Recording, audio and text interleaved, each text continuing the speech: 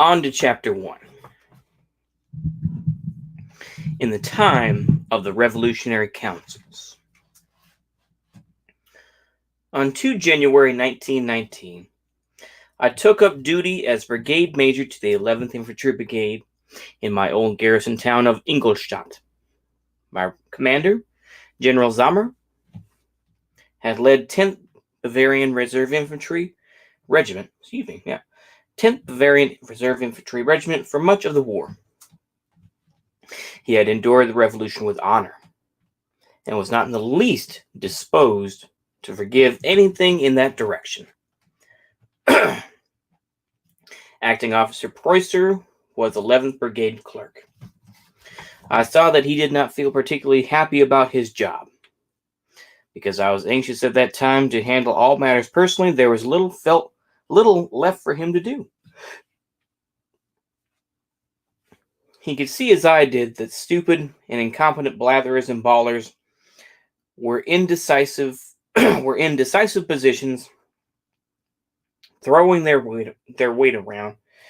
And so when he made it known that he could have led the brigade himself, I did not take his opinion the wrong way. We had our soldiers' Soviet, or council, of course. It was considered of three on the whole quite reasonable individuals. One of them, an NCO, who had returned from the field with his regiment, even made some really worthwhile changes. From the outset, however, I was strongly opposed to the encroachment of the soldiers' councils. Army High Command, which since Ludendorff's departure lacked inner strength and had not been well advised by co-opted officers, had crippled the army by admitting soldiers' councils into its infrastructure. Workers' and soldiers' councils, after the Russian Jewish model, had been set up under the flag of the Revolution, both in Germany proper and the Etappe, the area between the German border and the front. In itself, this was not particularly sufficient, for they could have been wiped out by the returning army. What I have never been able to understand, much less approve, was the decision of the supreme commander of the army in the field to allow the setting up of soldiers' councils at the front itself, thus legitimizing them for the first time. It pulled the rug from under all those who had remained true to the colors, about 75% of those at the front. One can only speculate on how things might have developed without this inglorious surrender to the Red Mob.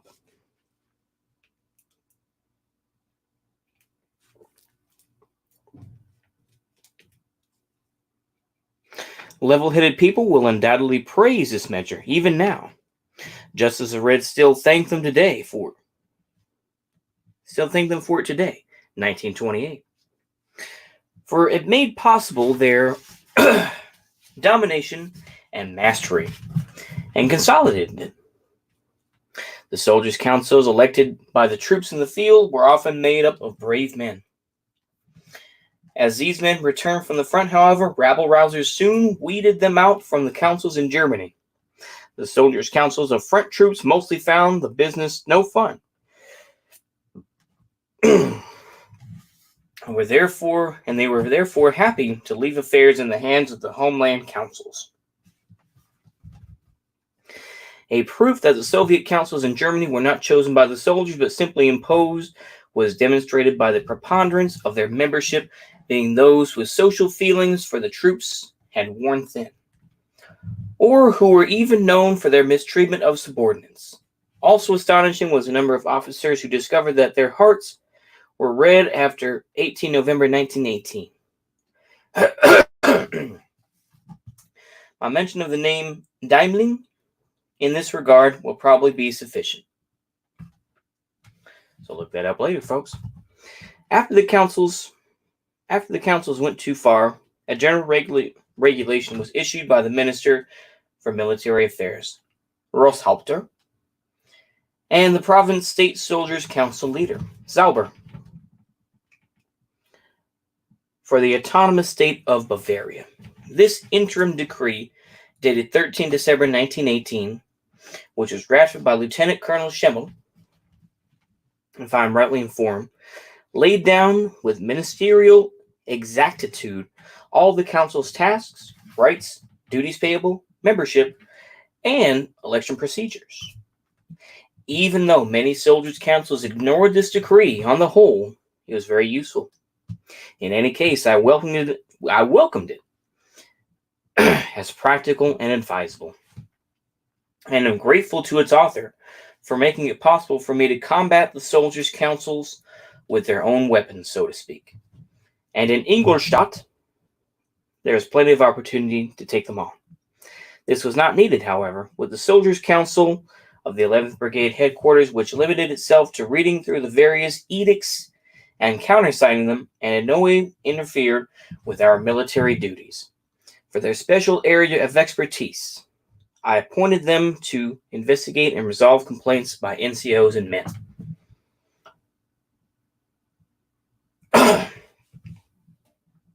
They would spend long hours pondering in the main office before usually asking for my advice. When the knock came at my door, I knew in advance that I would have had to take the bull by the horns.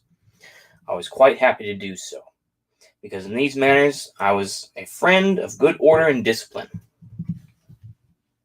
In general, nobody liked coming to my office. One day, a member of the Garrison Soldiers' Council complained to Acting Officer Preußer about me. I was a provocateur at Ingolstadt. When I went riding, I wore trousers with the general staff red stripe. I even had the effrontery to put on the blue greatcoat and wear the black, white, and red cockade on my cap. All of this had been done away with, etc., etc. Preußer told him calmly that I was in my office and he should go in and argue it out with me himself. The Herr Counselor preferred not to do that and withdrew. Privately, I had great sympathy with the Garrison Soldiers' Council. It was a community of all shades of red and even redder fighters for the homeland. And the most radical of them were the dearest to me. Without question, this Soldiers' Council was the bearer of arms in Ingolstadt.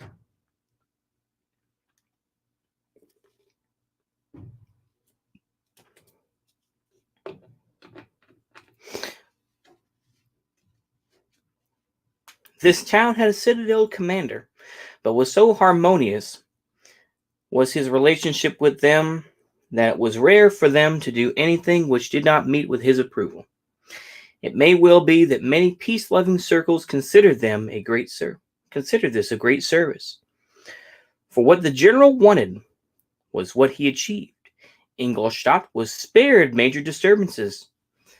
Precisely for that reason, however, the revolution not only succeeded, but it still exists today and has been consolidated. Because those in responsible positions and with power went along with the revolutionaries and made their reign easy in the interests of the cause of peace and to avoid something worse. In this generalization, I accuse the general as a type and not a person.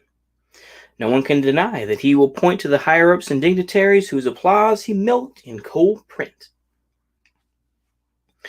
I do not envy him his recognition.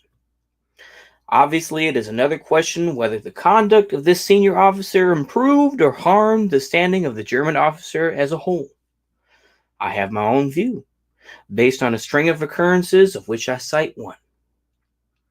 Before the elections in January 1919, there was a demonstration for peace and order, naturally, but which was really a propaganda piece glorifying the revolution. The procession followed the red flag. The assembly formed up behind Spreti, an aristocrat, and with the city commandant at its head marched through the city. The commandant had ordered all officers to take part, but none did. With some young officers, I looked on in shame from the windows of our old officers' mess building, and I watched with disgust the passing general, who had never seen a shot fired in anger, had accepted from H.M. the Kaiser the Iron Cross, second class. His Majesty, the Kaiser the Iron Cross, second class, excuse me. As much as the general socialized, almost on a friendly basis with the soldiers' councils, and forgot the gulf between officers and men, he made an exception in his own case, where he stood on his rights to have his own high rank recognized. These circles rejected his conduct almost unanimously and openly. Unfortunately, the sense of unity amongst officers, and particularly those of the reserve, were not so pronounced that they felt able to close ranks.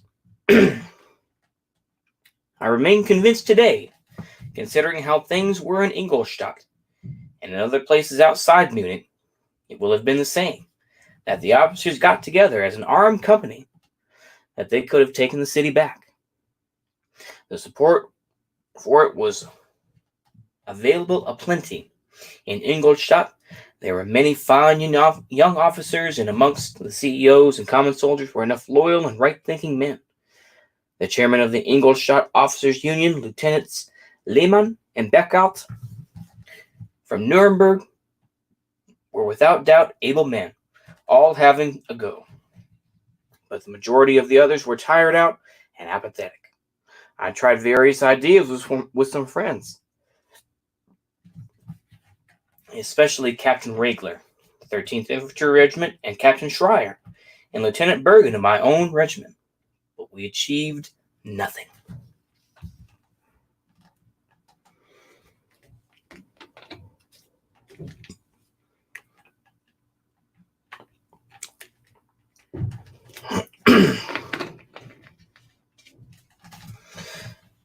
I shared a very comfortable bachelor apartment with Captain Regler. With reference to the political situation, our landlady considered it her proletarian duty to fleece us for as much rent as she thought we would tolerate. But that aside, we spent many happy hours there. In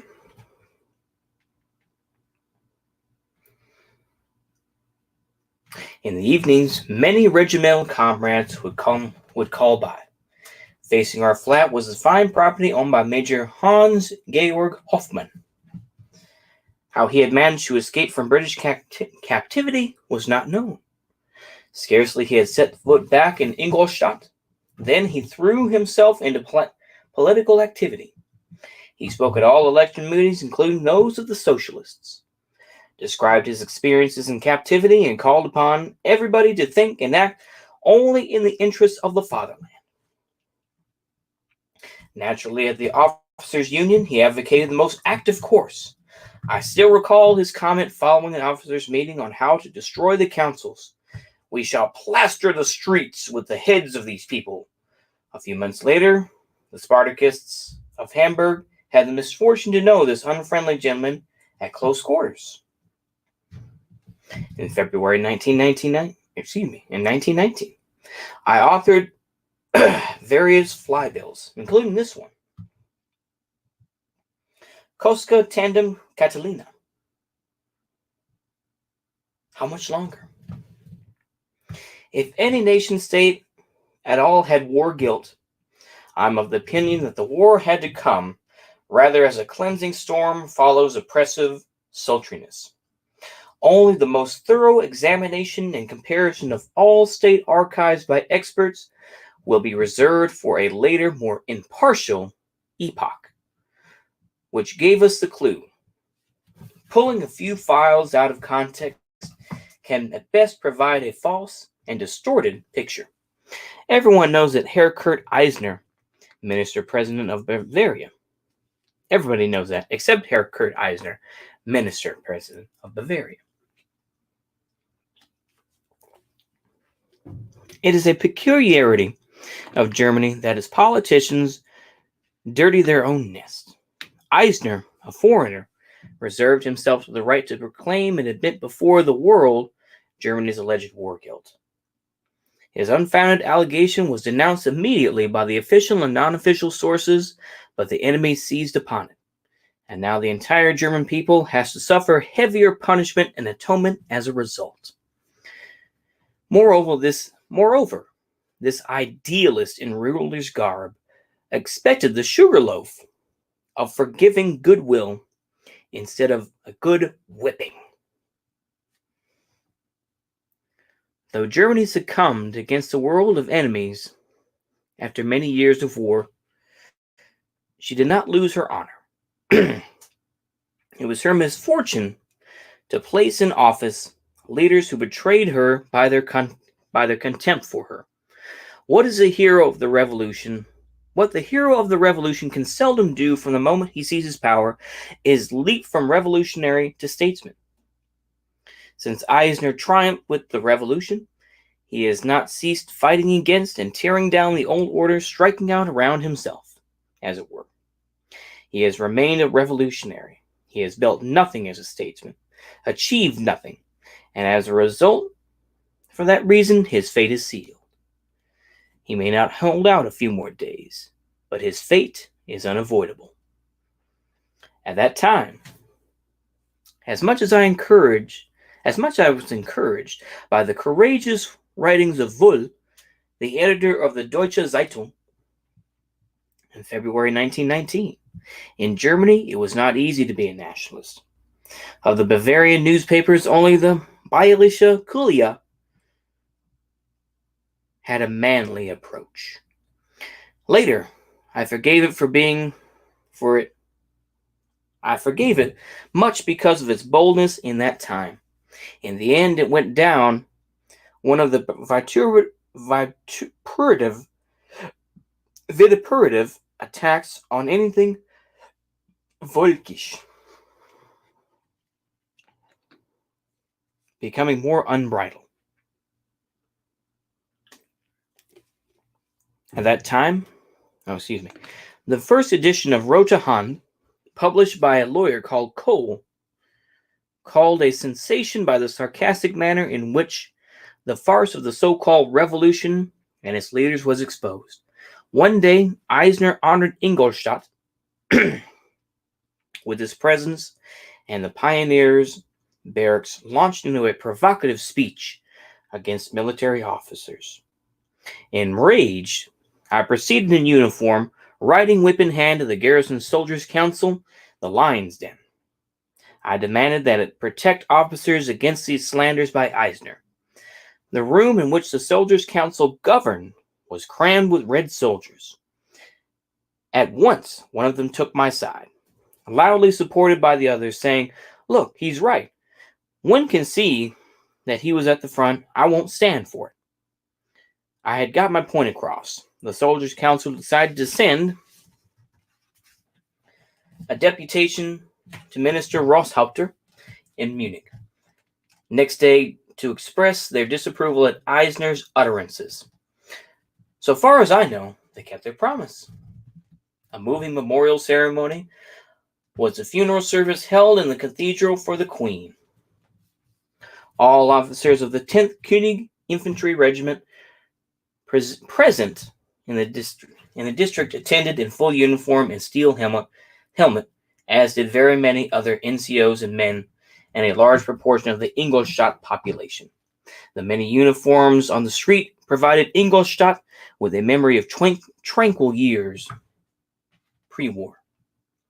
We noticed with a special pride the visible sorrow at the loss of the Queen, a demonstration of their true achievement to the royal house. The commandant did not make an appearance.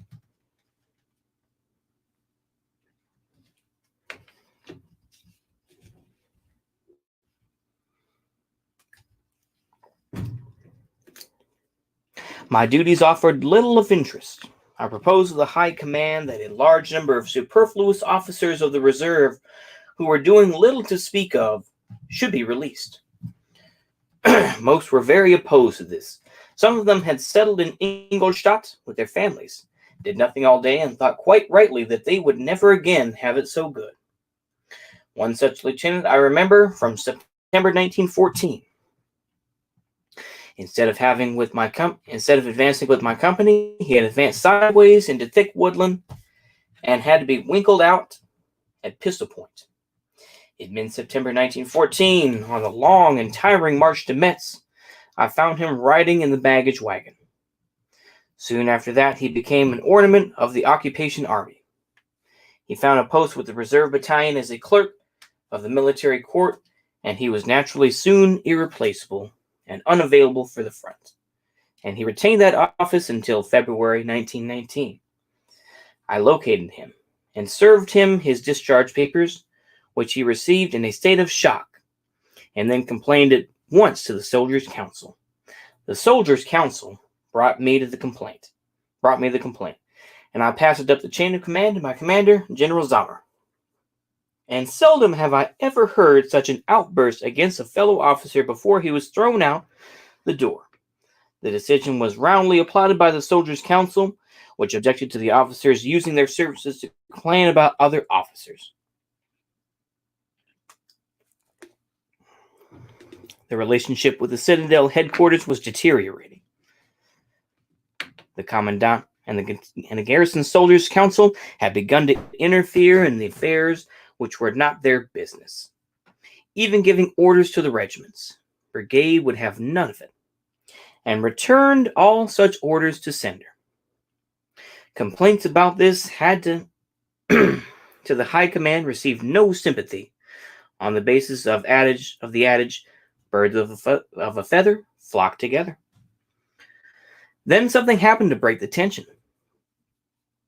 The Minister for Military Affairs issued an edict enabling the creation of a people's militia.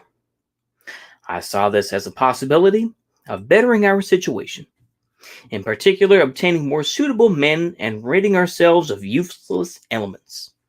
Accordingly, I seized upon this edict and set up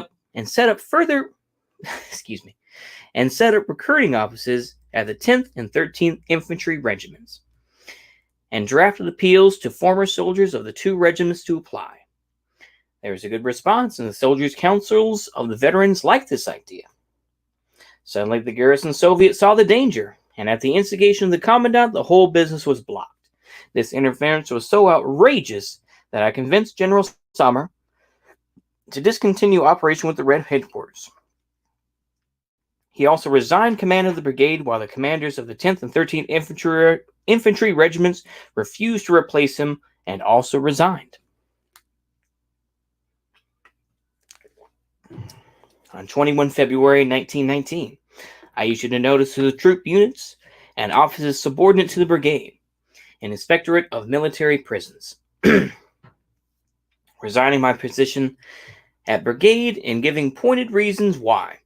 I advised the regiments to make an immediate report to the high command, sending copies of my order to the Citadel headquarters and the Minister for Military Affairs, requesting instructions. My announcement came as a bombshell. The next day, the Nuremberg Soldiers' Council arrived, and assisted by some of the Garrison Soviet, demanded that I retracted. I declined, pointing out that I had the right to issue such an order under the current regulations, and there then ensued a long political argument which touched upon every subject under the sun. These men were not just old war horses, but had training in propaganda. I won them over by declaring myself to be a loyal soldier of the king and suggesting that they would have little respect for me as an officer of the king's regiment. I denied it. The result was an invitation to accompany them to Munich in their lorry, since I insisted that Minister Rosshaupter should make the decision personally. I declined their offer with thanks, but agreed to meet at 11 the next day in the minister's antechamber. I left for Munich the next morning, looking forward to the prospect of more debate. The train was halted near Dachau, and everybody had to get out. The service to Munich had been suspended. The Jew Eisner had been shot dead by Graf Arco. Since it was worth the effort, I walked from the outskirts to the Munich center. When I got to the ministry building, I found that all officers were being denied entry.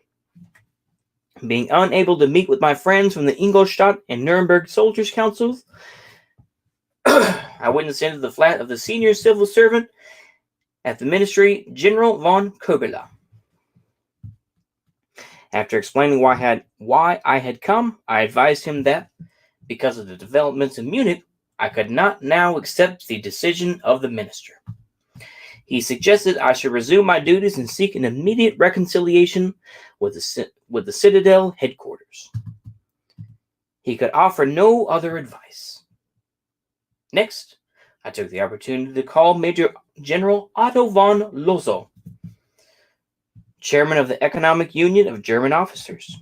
A short time previously, he had issued a circular proposing an officers' strike and was clearly a man prepared to back up his ideas with action. The impression I received at our first meeting confirmed for me his reputation, and I left his flat strengthened in my resolve. The events of 21 February had left their traces at Ingolstadt. The garrison Soviet called a protest meeting in the great hall of the officers' club, where the commandant gave loud voice to his outrage at the cowardly murder of Eisner. A group of officers for whom the last straw amongst the Major von Löffelholtz, who had argued with the commandant even before the meeting, walked out of the hall in indignation and understandably parted company with this army. Despite the lack of success of my ploy, I was in no mood to give in. I discussed the situation at Ingolstadt with General Sommer. The brigade was being run by the clerk. And on 1 March 1919, I returned as brigade major despite the objections of the Citadel headquarters and the garrison Soviet. On 5 March 1919, General Sommer took over the brigade again. March passed quietly. The military companies in place in Ingolstadt were ably led. Captains Regler and Besch, Lieutenant Bergen, Second Lieutenant Osterleicher, and useful, and useful to a certain extent, but there is much they could not do, and nothing out of the ordinary was to be expected of them. Accordingly, I began to think of a change of location. I contacted an office in North Germany, where I had been recommended, which had been recommended me, but received no answer. Then I heard that a Bavarian Freikorps had been set up at Ohrdruf, es tut mir leid, and I made a quick decision.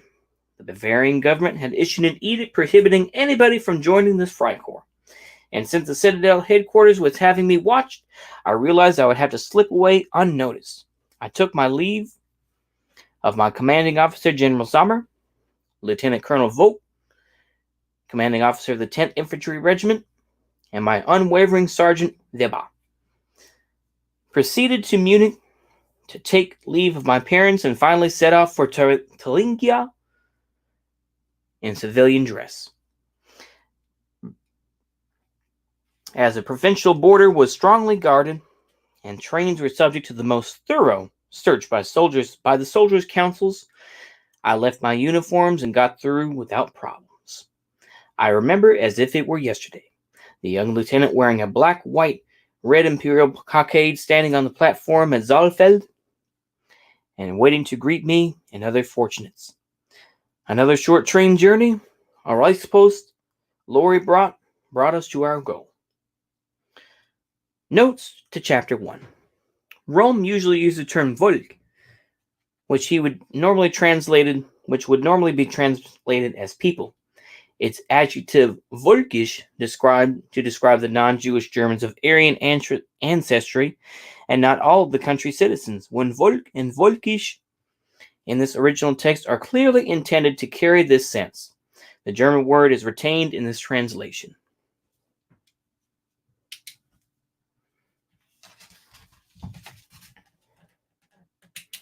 A little bit later today, we will go on to talk about Ohrdruf and Herr Rohm's performance in the Bavarian Freikorps. Until then, y'all have a good day.